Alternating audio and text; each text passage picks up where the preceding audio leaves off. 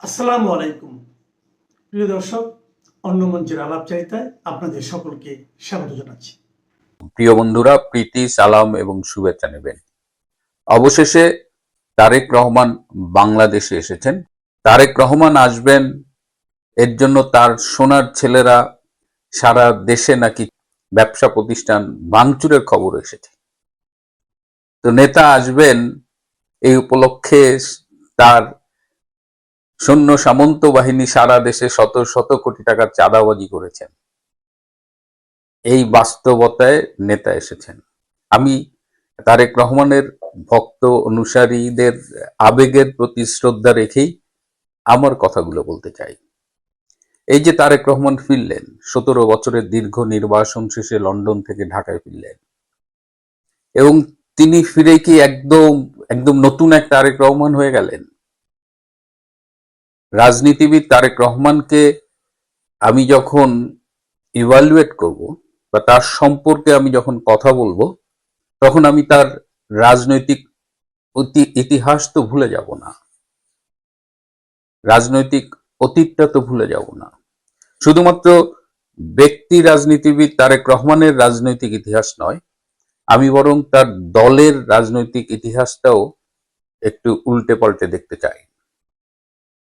তার বাবা জিয়াউর রহমান, তিনি 1975 সালে বঙ্গবন্ধুকে প্রায় পরিবারের সকল সদস্য সহ হত্যা করবার পরের যে পরিবর্তিত রাজনৈতিক পরিস্থিতি, সেখানে তিনি লাইমলাইটে আসেন এবং কর্নেল তাহেরের সাথে বলা যায় এক ধরনের বেইমানি করেই তিনি ক্ষমতা নেন।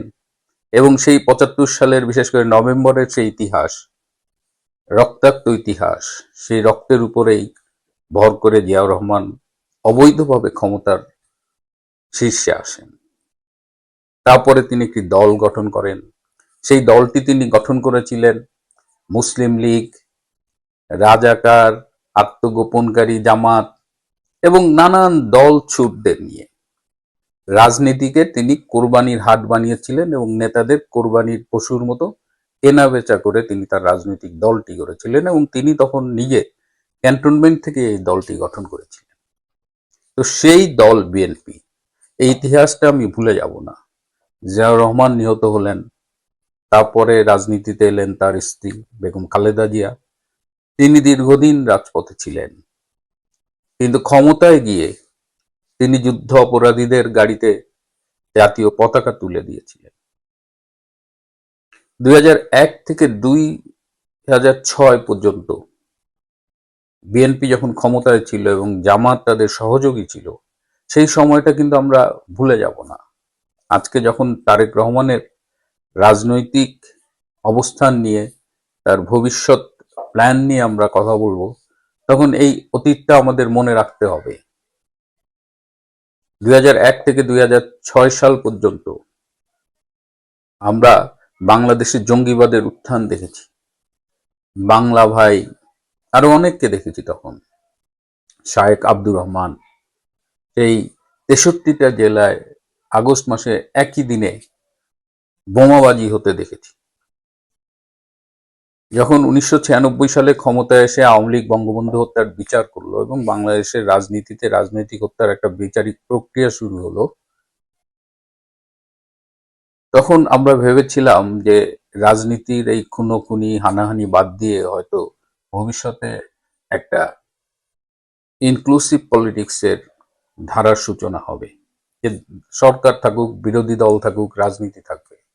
কিন্তু 2004 সালের আগস্ট মাসে, 21শে আগস্ট, এই তারেক রহমান গ্রেনেড হামলার মধ্য দিয়ে শেখ হাসিনা সহ আওয়ামী লীগের কেন্দ্রীয় নেতৃবৃন্দকে নিশ্চিহ্ন করতে চেয়েছিল। এবং সেই যে রাজনীতিতে একটি বিভাজন তৈরি হয়েছিল, সেই বিভাজনটা কিন্তু আর এক করা যায়নি। তারেক রহমান হাওয়া ভবন তৈরি করেছিলেন। সেই হাওয়া ভবন ছিল বাংলাদেশের সরকারের প্যারালাল একটা সরকার, যেখান থেকে সমস্ত রাষ্ট্রীয় পর্যায়ের দুর্নীতি, টেন্ডার, ব্যবসা, অনেক সন্ত্রাস, এগুলো নিয়ন্ত্রণ করা হতো। 2001 থেকে 2006 পর্যন্ত বাংলাদেশে 1 মেগাওয়াট বিদ্যুৎ উৎপন্ন হয়নি। কিন্তু তারা বিভিন্ন স্থানে খাম্বা বসিয়েছিলেন, যে কারণে তারেক রহমানের আরেক নাম ছিল খাম্বা তারেক, এবং এই কাজে তার সহযোগী ছিল খাম্বা মামুন। এই অতীত কি আমরা ভুলে যাব আজকে যখন তারেক রহমানের এই দেশে ফেরা নিয়ে কথা বলবো? তারেক রহমানের এই যে রাজনৈতিক অতীত, এটি অনেক দীর্ঘ, বলতে গেলে অনেক সময় লেগে যাবে। সংক্ষেপে বললাম, তার অতীত কিন্তু কালিমালিপ্ত। সন্ত্রাসে, দুর্নীতিতে, জঙ্গিবাদের উত্থানে, যুদ্ধ অপরাধীদের রাষ্ট্রীয় পৃষ্ঠপোষকতায় নানানভাবে তিনি এইসব বিতর্কের সাথে ছিলেন। আন্তর্জাতিক সন্ত্রাসী দাউদ ইব্রাহিমের সাথে তার সম্পর্কের কথা শোনা যায়। বাংলাদেশে সেই সময়ে ভারতের বিচ্ছিন্নতাবাদীদের অভয়ারণ্য হয়েছিল। 10 ট্রাক অস্ত্র যার উলফা এনেছিল ভারতের বিরুদ্ধে যুদ্ধে কাজে লাগানোর জন্য, সেটি ধরা পড়েছিল। এরকম অনেক ঘটনা আছে। তারপরে 1/11-এ কারাবরণ করার পরে, নির্যাতিত হবার পরে মুচলেকা দিয়ে তারেক রহমান লন্ডনে চলে গিয়েছিলেন, এবং তারেক রহমানের বিরুদ্ধে আমেরিকার FBI প্রতিনিধি এসে বাংলাদেশে সাক্ষী দিয়েছে তাদের দুর্নীতির বিরুদ্ধে। তারেক রহমান যখন লন্ডন যাচ্ছিলেন তখন তাকে USA-তে যেতে দেওয়া হয়নি, কারণ ভিসা দেওয়া হবে না, এবং USA-তে তার ভিসা দেওয়ার ব্যাপারে নেগেটিভ রিকমেন্ডেশনও ছিল সেই সময় মার্কিন রাষ্ট্রদূত যিনি ঢাকায় ছিলেন। তারপর তো 17 বছর তিনি মূলত ভার্চুয়ালি বাংলাদেশে রাজনীতিতে ছিলেন, একসময় বিএনপির ভারপ্রাপ্ত চেয়ারপারসন হলেন। তো আজকে তিনি যখন ফিরে এসেছেন, তার বক্তৃতাটা আমি মনোযোগ দিয়ে কয়েকবার শুনেছি। এই সমাবেশে লোক সংখ্যা নিয়ে একটা প্রশ্ন উঠেছে। শুনেছিলাম 50 লাখ লোক হবে, পরে ভিডিওতে দেখলাম, লোকজনের কাছে শুনলাম এত লোক হয়নি। সেখানে 5 লাখ লোক হলো না 10 লাখ লোক হলো, সেটা নিয়ে অবশ্য আমার তেমন মাথা ব্যথা নেই। অনেকেই তুলনা করার চেষ্টা করেছেন যে ওসমান গনির জানাজায় বেশি লোক হয়েছে না আজকে তারেক রহমানের এই সম্বর্ধনায় বেশি লোক হয়েছে। এই তুলনাটা আসলে খুবই অপ্রয়োজনীয়, এটা আদৌ দরকার নেই। কিন্তু তারেক রহমান বলেছেন যে আজকে সময় এসেছে সবাই মিলে দেশের জন্য কাজ করবার। তিনি যখন এই কথাটা বলছেন তখন বাংলাদেশে 12ই ফেব্রুয়ারি একটি নির্বাচন হবার কথা। সেই নির্বাচনে কমপক্ষে 40% ভোটারের সমর্থন পুষ্ট আওয়ামী লীগকে অংশগ্রহণ করতে দেওয়া হচ্ছে না। তার মানে আপনি একটা নির্বাচন করবেন যে নির্বাচনে আওয়ামী লীগের ভোটাররা নাই, আওয়ামী লীগ বাদ। তার মানে আপনি 40 to 50% ভোটারদের বাদ দিচ্ছেন। তাহলে আপনি সবাইকে নিয়ে কিভাবে দেশ গড়বেন? আপনি তো যেটা বলছেন, বাস্তবে যেটা বলছেন, সেটা তো আমরা রিফ্লেকশন দেখছি না। আপনি 3 বার বলেছেন আমরা দেশের জন্য শান্তি চাই, অথচ গত 16 মাসে বাংলাদেশে সংগঠিত যত সন্ত্রাস, যত চাঁদাবাজি, যত খুন, যত ধর্ষণ, যত রাহাজানি, এর কত শতাংশ আপনার দলের নেতাকর্মীরা করেছে? একদম কম করে হলেও 70 থেকে 80% অপরাধের সাথে আপনার দলের নেতাকর্মীরা জড়িত ছিল। এই যে তৃণমূল পর্যায়ে বিশেষ করে আওয়ামী লীগের নেতাকর্মীর প্রতি যে নির্যাতনটা হয়েছে, এটা মূলত প্রধানত বিএনপি করেছে। আপনি দেশে শান্তি চান, কিন্তু আপনি যে সৈন্য সামন্ত বাহিনীর উপরে নির্ভর করে আপনার দল চালাবেন, তাদের একদম 16 মাসের অতীত তো আপনার এই কথাকে সমর্থন করে না। বাংলাদেশে এই 16 মাসে ইনুস তো জঙ্গিবাদের একদম উর্বর ভূমি করে ফেলেছে। এই জঙ্গিরা প্রকাশ্যে ISIS এর পতাকা নিয়ে ঘোরে। এই যে মধুর ক্যান্টিনে একটা ভিডিও দেখলাম, একজন জঙ্গি এসে টেবিল চেয়ার ভাঙচুর করছে। এই বাংলাদেশে আপনি বলছেন যে ঘর থেকে সবাই নিরাপদে বেরোবে, সেই বাংলাদেশটা এখন নেই। এখন তো সন্ধ্যার পরে মেয়েরা ঘর থেকে বেরোতে ভয় পায়। আপনি অনেক কথা বলেছেন, বক্তৃতায় সুন্দর কথা বলাই যায়, একটা সুন্দর স্ক্রিপ্ট নিয়ে প্রিপারেশন নিয়ে বলা যায়, কিন্তু যে বাস্তবতায় আপনি বাংলাদেশে ঢুকলেন, সেখানে আপনার কথাগুলো বাস্তবায়িত হবে কিনা, এই প্রশ্নগুলো আমরা করতে চাই।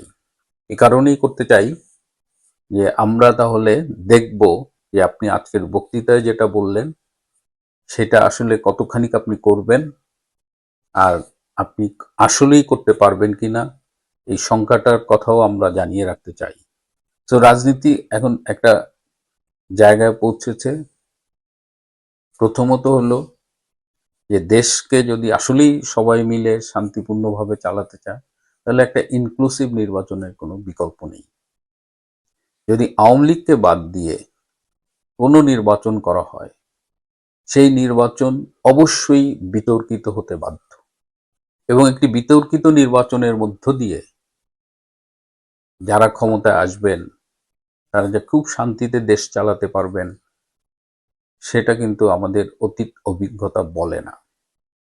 আজকের বক্তৃতায় তারেক রহমান নির্বাচন নিয়ে তেমন কিছু কথা বলেননি, কিন্তু ভোট টোট চাননি, হয়তো পরে চাইবেন। তার আজকের বক্তৃতা অনেকটা মনে হচ্ছিল তিনি বোধহয় অলরেডি প্রধানমন্ত্রী নির্বাচিত হয়েই গেছে।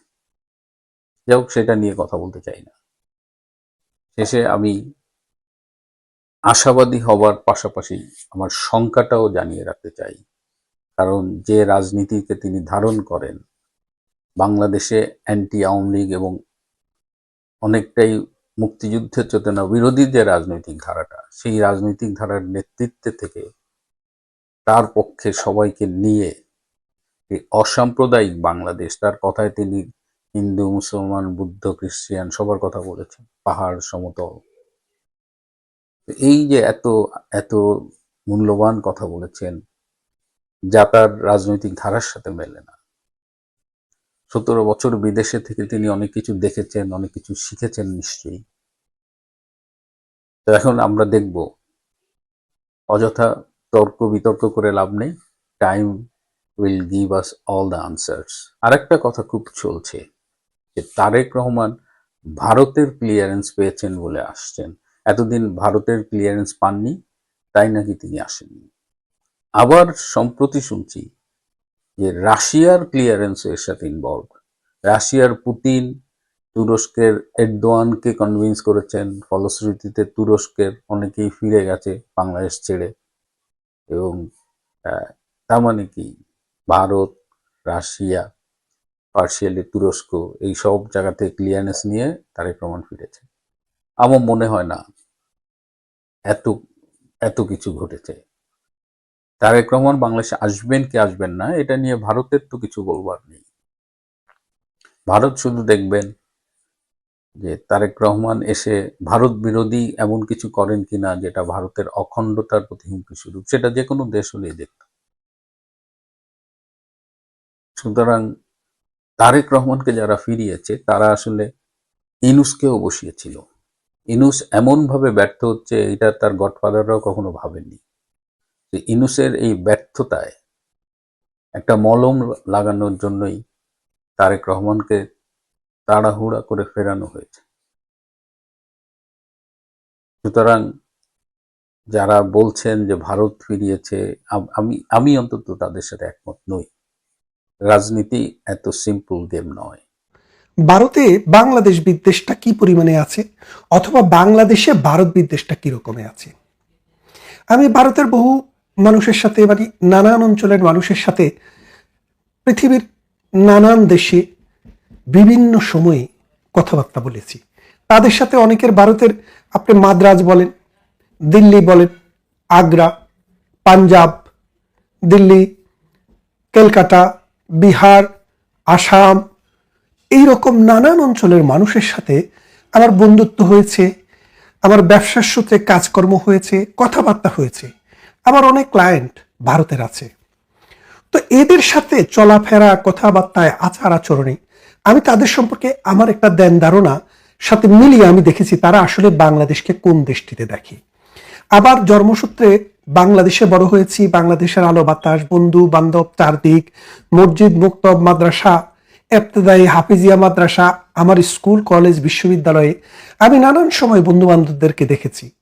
ভারত সম্পর্কে তাদের মনোভাব, তাদের চিন্তা, তাদের চেতনা, তারা কিভাবে ভারতকে দেখে সেটাও আমার কিন্তু বোঝার সুযোগ হয়েছে। বাংলাদেশে যে পরিমাণে ভারত বিদ্বেষ আছে, ভারতে বাংলাদেশ বিদ্বেষ তার 40 ভাগের 1 ভাগও নেই। অর্থাৎ বাংলাদেশকে শত্রুভাবে দেখা বা বাংলাদেশকে হিংসা করা বা বাংলাদেশকে বিদ্বেষ প্রসূতভাবে কিছু বলার ভারতের কোনো চিন্তা ভাবনাতেই নেই। হ্যাঁ, আমরা দেখেছি বিভিন্ন মিডিয়াতে আমাদের ফুটবল খেলা, ক্রিকেট খেলা বিভিন্ন সময়ে কিছু কথা কাটাকাটি হয়েছে। এটা শুধু ভারতের সাথে নয়, পৃথিবীর নানান দেশের সাথে, এক দেশের সাথে আরেক দেশের এরকম হয়েই থাকে। কম্পিটিটিভ প্রতিযোগিতামূলক কোনো খেলায়, কোনো অনুষ্ঠানে এগুলো হতেই পারে। কিন্তু ভারতের মানুষের মধ্যে আমি কিন্তু ভারতের, বাংলাদেশের মানুষ মুসলমান তাই বলে বাংলাদেশের মানুষকে নিন্দা করে বা ঘৃণা করে বা হিংসা করে, এই জিনিসটা আমি কখনো ভারতের মানুষের মধ্যে দেখিনি। অন্যদিকে বাংলাদেশে যদি ঔষধের অনুমানের জন্য আপনি খোঁজেন, তাহলে 2-4টা গ্রাম খুঁজে একজন মানুষ বাইর করতে হবে যে মাদ্রাসায় পড়ে কিন্তু ভারত বিদ্বেষ পোষণ করে না। এই রকম মানুষ যদি আপনি খুঁজতে চেষ্টা করেন বাংলাদেশের যে 56,000 বর্গ মাইলের ভেতরে, তাহলে আপনাকে আগে থেকে ঘোষণা দিতে হবে যে মাদ্রাসায় পড়ে, ছোটবেলা থেকে মাদ্রাসায় পড়েছে, বড় হয়ে মাদ্রাসায় পড়েছে, আলেম ওলামা হয়েছে, দরবেশ হয়েছে, মুহাদ্দিস হয়েছে, কিন্তু ভারত বিদ্বেষ নেই।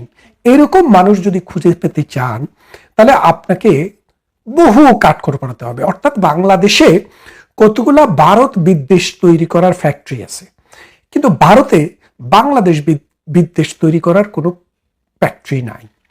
মানে ভারতে হিন্দু স্কুল বলেন, মুসলিম স্কুল বলেন, খ্রিস্টান স্কুল বলেন, বাংলাদেশের বহু ছেলে ভালো ভালো পরিবারের, আমি শুনেছি দার্জিলিংয়ে স্কুলে ভালো ভালো বোর্ডিং স্কুলে পড়ায়, ভালো মানের স্কুল, ভালো মানের ইংলিশ, আধুনিক চিন্তা চেতনায় বড় হওয়ার সুযোগ, বিশ্বজোড়া পাঠশালা মোট সবার আমি ছাত্র, এরকম কনসেপ্ট নিয়ে বহুমাত্রিক চিন্তা চেতনায় বড় হওয়ার জন্য বহু মা বাবা তার সন্তানকে ভারতের ভালো ভালো এই বোর্ডিং স্কুলে দিয়ে পড়াশোনা করাচ্ছেন। দেখেছি আমি, এই তারা পৃথিবীর নানা প্রান্তে নানা দেশে উন্নতিও করছে। তো ভারতে পড়ে বাংলাদেশ বিদ্বেষ তৈরি হয় না, না ভারতীয়ের মধ্যে না বাংলাদেশের মধ্যে। কিন্তু বাংলাদেশের যে মাদ্রাসাগুলো আছে, যে মক্তবগুলা, মসজিদগুলো আছে, সেখানকার যে হুজুররা আছে, তারা জন্মই হয়েছে তাদেরকে এই কথা তাদের ছাত্রদেরকে শেখানোর জন্য যে ভারত বিদ্বেষ, এবং ভারতকে হুজুরদের মধ্যে 80% হুজুর ডান্ডি বলে গালি দেয়। অথচ দেখেন, এটার অর্থ তারাও জানে না, আমরাও জানি না। মূলত এটা একটা গালি। এই গালিটা তারা দিয়ে থাকে। কেন দেয়? কারণ তাদের কাছে মনে হয়েছে যে এই ভারতবর্ষে হিন্দুরা থাকবে কেন, থাকবে শুধু মুসলমান। তাদের এরকম চিন্তা চেতনা। অথচ দেখেন, এই হিন্দুদের উদারতা নিয়ে ভারতবর্ষে আজকে, ভারতবর্ষ বলতে আপনি যদি বাংলাদেশ, ভারত, পাকিস্তান এই 3টি দেশকে ধরেন, তাহলে পাকিস্তানে 20 কোটি, বাংলাদেশে 18 কোটি, পাকিস্তানে আসলে 22 কোটি, বাংলাদেশে 18 কোটি, 40 কোটি, আর ভারতে যদি ধরেন আরো 30 কোটি, এই 70 কোটি মুসলমান। এই 70 কোটি মুসলমানের যে বিকাশ, এই দেশে যে গড়ে ওঠা, এর পিছনে হিন্দুদের বিশাল একটা অবদান রয়েছে। অবদানটা কি? এটা হিন্দুর ভূমি, এটাকে রামের জন্মভূমি বলে ভারতরা, এই ভারতবর্ষকে। সত্যি মিথ্যা এটা আমি গবেষণা করতে চাচ্ছি না, সেদিকে আমি যেতে চাচ্ছি না, কিন্তু তারা বিশ্বাস করে, বন্দে মাতারাম তারা বিশ্বাস করে। এই বন্দে মাতারাম, মাতার জন্মভূমি, মানে ভারতের যে রামের মাতার যে জন্মভূমি, এই জন্মভূমিতে আরবরা আস্তে আস্তে এসছে। ইখতিয়ার উদ্দিন, মোহাম্মদ বিন বখতিয়ার খিলজি, তারপরে হযরত শাহজালাল, শাহপরান সহ মঈনুদ্দিন চিশতি, এরকম আউলিয়ারা, পীররা এদেশে এসছেন। সুফিবাদ এই দেশে বিস্তার ঘটিয়েছেন। তারা বিভিন্ন অঞ্চলে গিয়ে বিয়ে শাদী করেছেন, জায়গির নিয়েছেন। থাকতে থাকতে একসময় এই ভারতবর্ষ তাদের দেশ হয়ে গেছে। তাদের দেশ হয়ে এই দেশটাতে মুসলমানের সংখ্যা বৃদ্ধি পেয়েছে। আপনি শুরুর দিকের কথা ধরেন, যদি ভারতের প্রত্যেকটা মানুষ যদি মুসলিম বিদ্বেষী হতো, ভারতের প্রত্যেকটা মানুষ যদি মুসলমানদের মতো সাম্প্রদায়িক চিন্তা চেতনা সম্পন্ন হতো, তাহলে কি হতো? তাহলে এই ভারতবর্ষে মুসলমানদেরকে কচু কাটা করা হতো এবং মুসলমানদের এই বংশবৃদ্ধি হতো না। তার মানে হচ্ছে, আপনি একবারে প্রথমেই ধরেই নিতে হবে, হিন্দু সম্প্রদায় এই দেশে উদার ছিল বলেই মুসলমানেরা এই করিকুলাই খাওয়া, ওষুধ বিক্রি করা, তাবিজ কবজ বিক্রি করা, মাদ্রাসা মুক্তবে পড়িয়ে 3টা-4টা বিয়ে করে আস্তে আস্তে বংশবৃদ্ধি করেছেন। করার পর সত্যিকারের যে ইসলাম, এই ইসলাম ভারতবর্ষে কখনো আসেনি। ইসলামের ছিটে ফোটা এসছে। ইসলামের যে নূর, ইসলামের যে আলো, সেটা ভারতবর্ষে কখনো বিস্তার লাভ করেনি। ভারতবর্ষে ইসলামের একটা অংশ মাত্র গিয়েছে।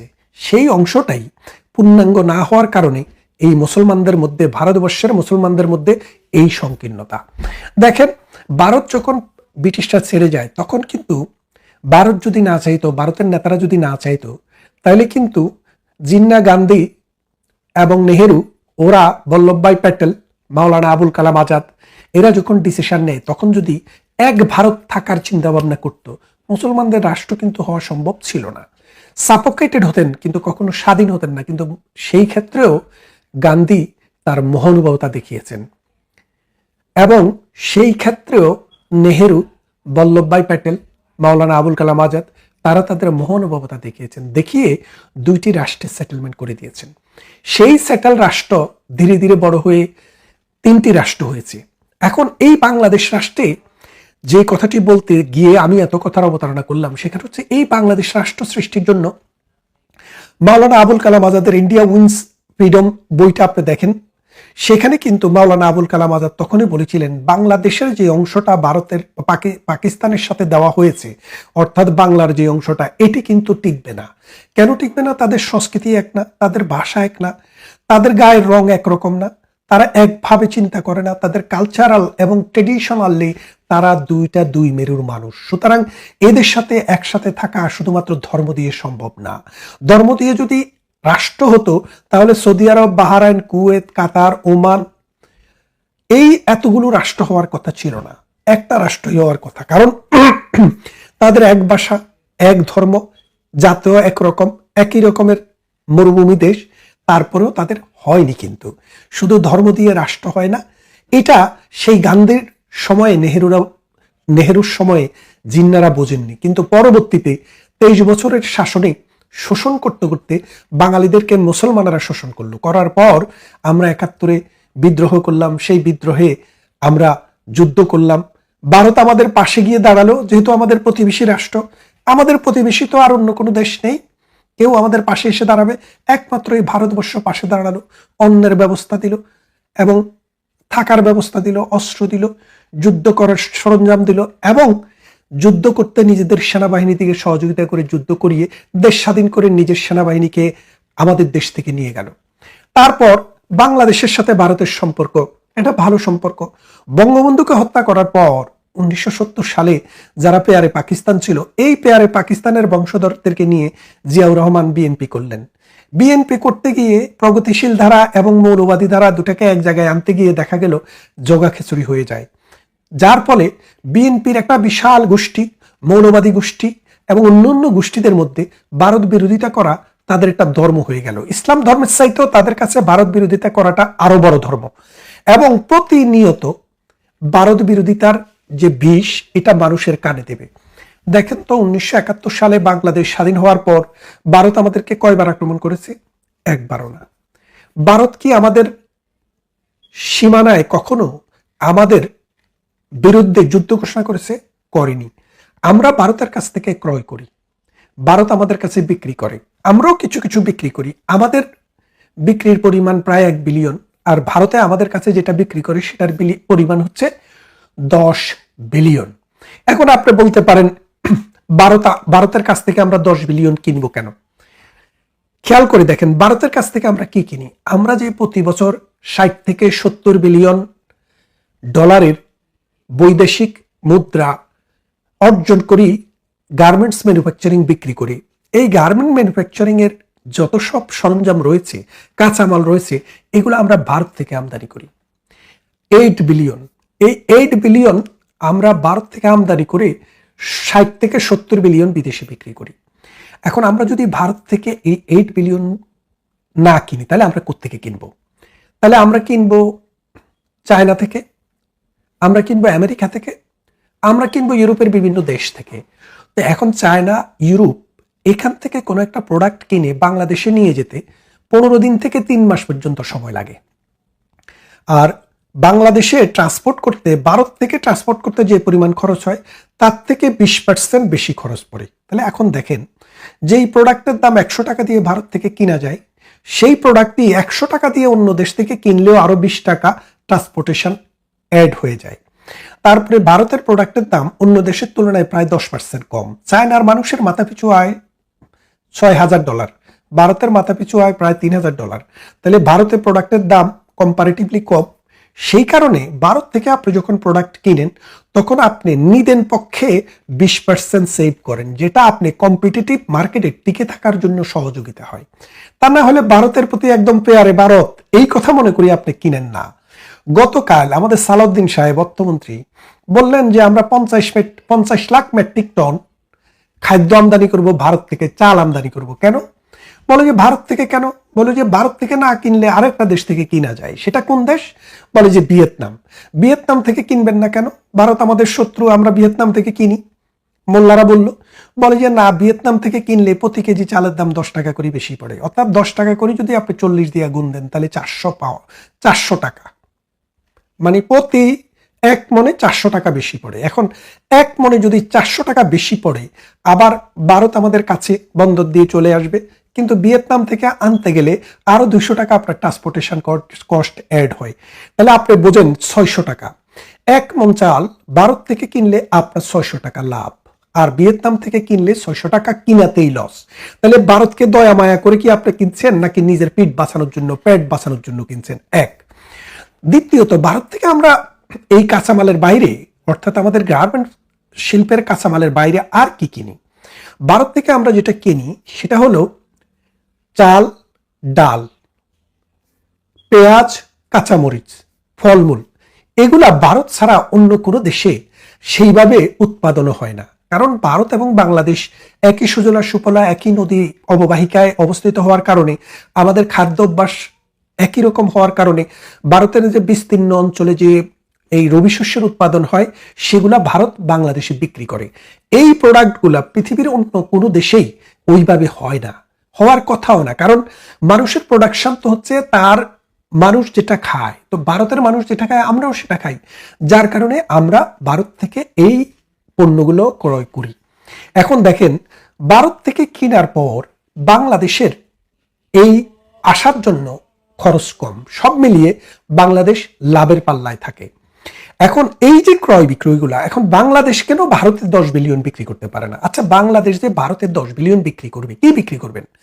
আমরা বিদেশে খাদ্যশস্য রপ্তানি করার মতো পর্যায়ে নেই, আমরা প্রতি বছর কিনি। প্রধানমন্ত্রী শেখ হাসিনার সময় অল্প কিছু বিক্রি করতে পেরেছিলাম, আমাদের খাদ্য উদ্বৃত্ত হয়েছিল, কিন্তু এখন আর সেই উদ্বৃত্ত নেই। আপনি যে খাদ্য বিক্রি করবেন সেই ব্যবস্থা আপনার নেই। তো মনে করেন আপনি গার্মেন্টস ম্যানুফ্যাকচারিং তো ভারতের কিনা দরকার নাই, তাদের মার্কেটেই তারা লাভ। তাহলে আপনার আর কি আছে? আপনার হাত, আপনার পা, আপনার চোখ, আপনার জিহ্বা, আপনার মগজ, এগুলো যদি বিক্রি করেন তাহলে ভারত কিনবে। এই ছাড়া আপনারা কি বিক্রি করতে পারবেন? আপনি একটা আলপিন তৈরি করতে পারেন না।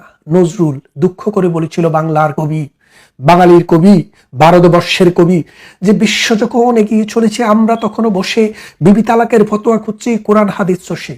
আপনি প্রতি বছর এই মোল্লা উৎপাদন করতেছেন, জঙ্গি উৎপাদন করতেছেন, মৌলবাদী উৎপাদন করতেছেন, যারা এই দেশটাকে, এই সমাজটাকে, নারী সমাজকে কলঙ্কিত করছে, কুলাঙ্গারের মতো করে ওয়াজ করছে, গলা ফাটিয়ে মাঠে ঘাটে কবর জিয়ারত করে, তারপরে সাবা খতম পড়ে, এগুলো নাকি তাদের চাকরি। অথচ মোল্লাদের মুখেই শুনি নামাজ পড়ার জন্য যদি ইমাম যদি টাকা নেয় তাহলে তার পিছনে নামাজ পড়া নাকি হারাম। এটা তো আমরা বলছি না, মামুনুল হক সেদিন বললো। তো এই জন্য বলছি যে আপনার উৎপাদন হলো জঙ্গি, আপনার এখন কানেকশন হচ্ছে পাকিস্তানের সাথে। আপনি পাকিস্তানের মতো একটা জঙ্গি উৎপাদন করতে চান, মৌলবাদী গোষ্ঠী উৎপাদন করতে চান, যারা প্রতিদিন ওয়াজ করবে, ওয়াজ করে করে বলবে যে আল্লাহ, ব্রিটিশ আমেরিকার হাত, ইহুদি নাসারার হাত আল্লাহ তুমি নাস্তে নাবুদ করে দাও। অথচ তাদের দেশে যাওয়ার জন্য নিজের গালের লম্বা লম্বা দাঁড়িয়ে আপনি কামায় ফেলেন। আপনার মোল্লার দৌড় তো আমি বুঝি, আমি দেখেছি, আমি তো ওই সমাজের একদম একেবারে প্রান্তিক লেভেলের একটা সমাজ থেকে, আমিও তো এই লন্ডনে ব্রিটেনে বসবাস করি আজকে 2 দশকেরও বেশি সময় থেকে। এখন শুধু এই মোল্লাদের ভারত বিরোধিতা না, শুধু এই যে অন্য ধর্মের মানুষের প্রতি সহিংসতা, টলারেন্সের অভাবের কারণে পুরা আমেরিকায়, ইউরোপে, Britain, Australia, Canada, France, Germany, যেই কোনো দেশে মুসলমান বললেই কিন্তু আপনার প্রতি সন্দেহের চোখে দেখে। মুসলমান বললেই আপনাকে ভিসা দিতে তারা কার্পণ্য করে। এখন মুসলমানের এই দুরবস্থার জন্য দায়ী কারা? বাংলার আপামর সাধারণ মানুষ যারা ধর্ম দিয়ে মানুষকে বিচার করে না, তারা কিন্তু কোনো সমস্যা না। তারা সারা পৃথিবীতে গুগল থেকে শুরু করে তাদের দেশে যাওয়ার যে সরঞ্জাম এবং করোনা ভাইরাসের যে টিকা আবিষ্কার, সেখানেও মুসলমানের অবদান আছে। এবং মধ্যযুগের আপনি যদি মনে করেন 1100, 1200, 1300 সালের দিকে যান, আল বিরুনি, আল খারেজমি, ইবনে সিনারা যখন পুরা বিশ্বকে তাক লাগিয়ে দিয়ে অনেক কিছু আবিষ্কার করছে, কেন পেরেছে? এর মূল কারণ ছিল তখন শিক্ষা, জ্ঞান অর্জন করা ফরজ। ইসলাম ধর্মে যে ছিল, সেখানে জ্ঞান বলতে জলে, স্থলে, অন্তরিক্ষে যা কিছু মানুষের কাজে আসে সেটাকেই তারা জ্ঞান হিসেবে দেখতেন। কিন্তু কালক্রমে মোল্লারা এখন এমন একটা অবস্থায় নিয়ে গেছে, এখন জ্ঞান বলতে বোঝায় ভারতকে কিভাবে ঘৃণা করতে হবে, আমেরিকাকে কিভাবে ঘৃণা করতে হবে, জুইশকে কিভাবে ঘৃণা করতে হবে, এবং কিভাবে জিহাদ করতে হবে, কিভাবে জঙ্গি উৎপাদন করতে হবে, কিভাবে বিবি তালাকের ফতোয়া দিতে হবে, বাথরুমে টয়লেটের ডান পা নাকি বাম পা আগে দিবেন সেটা। আমি মাঝে মাঝে হুজুরদের ওয়াজ শুনি, আহারে ওয়াজের মধ্যে প্রশ্ন নিয়ে আসে, আসলে করে নাকি তারাই যে হুজুর বিবির সাথে সহবাস করার সময় কোন দোয়া পড়বো।